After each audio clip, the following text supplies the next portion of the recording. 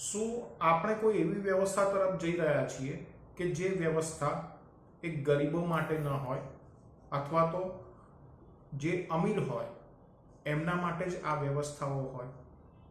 આ હું એટલા માટે કહી રહ્યો છું કારણ કે કર્ણાટકના પાટનગર બેંગાલુરુની અંદર મેટ્રોમાં પ્રવેશતા એક કિસાનને રોકવામાં આવ્યા.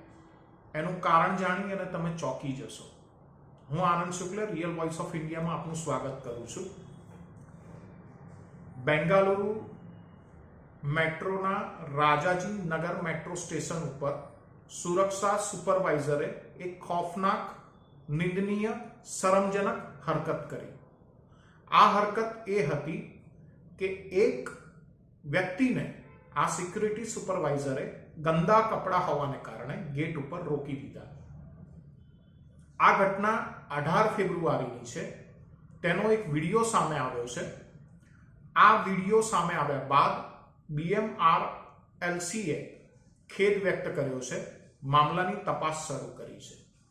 પણ આ માઇન્ડસેટ, આ માનસિકતા કે ગરીબોને હાંસિયામાં ધકેલી દેવા,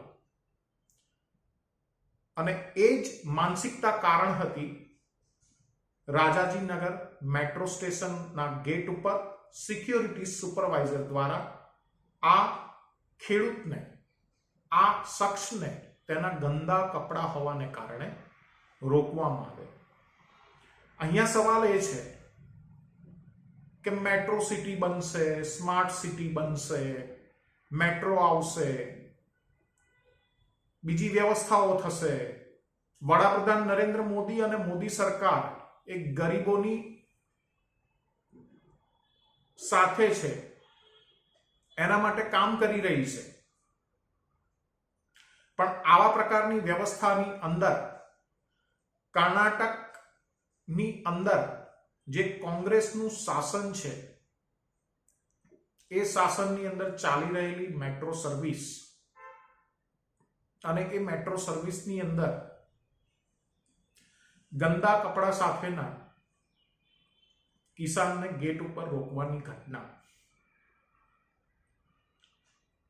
વિકાસશીલ તરફથી વિકસિત થઈ રહેલા ભારતના લક્ષ્યમાં એક બહુ મોટી અડચણ છે. આ ગંદા કપડા પહેરેલો વ્યક્તિ જ અથવા એના પરિવારનો વ્યક્તિ જ બની શકે આવતીકાલે ભારતના નીતિ નિર્ધારણની અંદર કોઈ પ્રત્યક્ષ મોટી ભૂમિકા ભજવે. વોટ સાથે નીતિ નિર્ધારણમાં ભૂમિકા તો ભારતના તમામ નાગરિક ભજવી રહ્યા છે, એમાં ગરીબો પણ છે. નીતિ પંચે કહ્યું છે ગરીબી ઘટી રહી છે.